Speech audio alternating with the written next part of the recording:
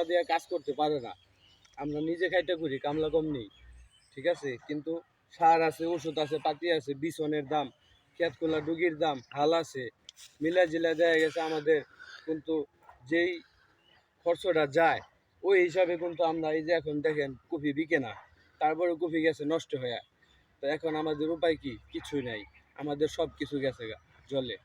তো সবাইকেই বলবো ভিডিওটা দেখবেন, দেখা লাইক কমেন্ট শেয়ার করে দিবেন, যেন সবাই কৃষি জিনিসটা কি একটা জিনিস এটা যেন সবাই বুঝে।